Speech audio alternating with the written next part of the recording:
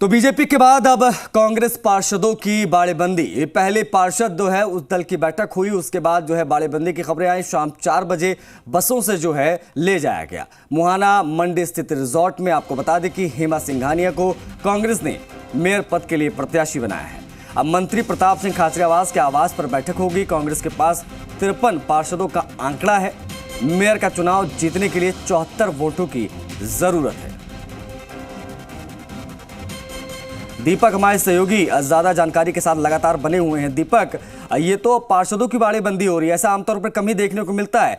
अब ऐसे में ये बात माना जाए कि कांग्रेस पार्टी ने पूरा जोर लगा दिया है कि कैसे भी करके हेमा सिंघानिया को जो है वो बिठाना है कुर्सी पर। देखिए, जब चुनाव होते हैं तो बाड़ाबंदी भी होती है। आपने विधानसभा, ये तो शहरी सरकार के चुनाव हैं, विधानसभा चुनाव के अंदर भी दूसरे राज्य के जो कैंडिडेट हैं उनको दूसरे राज्यों में शिफ्ट किया जाता है। ये तस्वीरें आपने देखी होंगी जी। ये पहली बार मर्तबा नहीं हुआ है, भले ही पार्टियां हैं इसको बाड़ाबंदी ना देके प्रशिक्षण का नाम देती हों, लेकिन बीजेपी 2 दिन पहले ही अपने पार्षदों की बाड़ाबंदी जयपुर से 30 किलोमीटर दूर कर चुकी है और कांग्रेस मुहाना मंडी स्थित एक रिसोर्ट में बाड़ाबंदी करने जा रही है। शाम 4 बजे सभी कांग्रेस के पार्षद दल की बैठक होगी। पार्षद दल की बैठक के बाद तुरंत उनको बसों से मुहाना मंडी स्थित एक रिसोर्ट में ले जाया जाएगा। 10 तारीख तक उनको सामान लेकर आने के लिए कहा है कि 7 दिन का करीब, यहाँ पे आप कह सकते हैं 5 दिन का भी समय बचा है, तो 5 दिन तक का सामान वो लेकर आए सभी, और 10 तारीख तक उनको वहीं रखा जाएगा बाड़ाबंदी में। 10 तारीख को सीधा बाड़ाबंदी से सीधा नगर निगम ग्रेटर मुख्यालय सभासद लाया जाएगा, जहां पर महापौर पद के लिए वोटिंग होगी, वोट डालेंगे और वहां से ही उनको फ्री कर दिया जाएगा। ये पूरी रणनीति है, कांग्रेस ने अब तैयार कर ली है। कांग्रेस बीजेपी की फूट का फायदा उठाना चाहती है। वो इसलिए उठाना चाहती है कि कांग्रेस बीजेपी में जिस तरह के तस्वीर, हाई वोल्टेज ड्रामा और जिस तरीके से फूट दिखाई दी, उसका कांग्रेस कहीं ना कहीं फायदा उठाएगी, क्योंकि वो मैदान उसने खाली नहीं छोड़ा है। बहुमत उनके पास नहीं था। हेमा सिंघानिया पर उन्होंने दाव खेला है। वार्ड नंबर 74 से हेमा सिंघानिया आती है, ओबीसी महिला वर्ग है।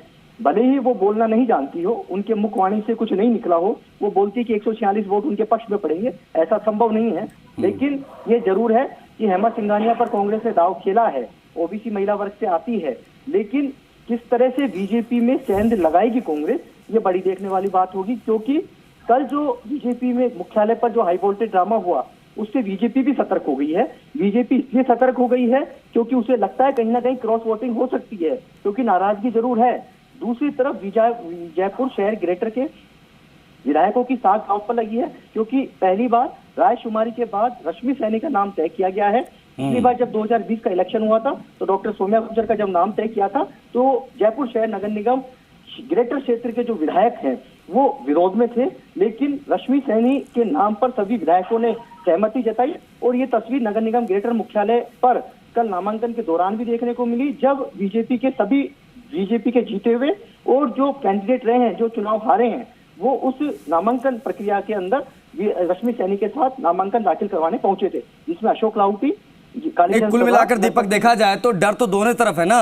सेंधमारी का डर तो बीजेपी में भी है, कांग्रेस में भी है। कांग्रेस सोच रही कि हमारे 53 में से कम ना हो जाए, बीजेपी वाले सोच रहे हमारे 73 में से कम ना हो जाए। तो कहीं ना कहीं डर तो दोनों तरफ है, शायद इसीलिए बाड़ेबंदी वगैरह कर रहे हैं दोनों तरफ। बिल्कुल, देखिए डर तो दोनों तरफ ही है।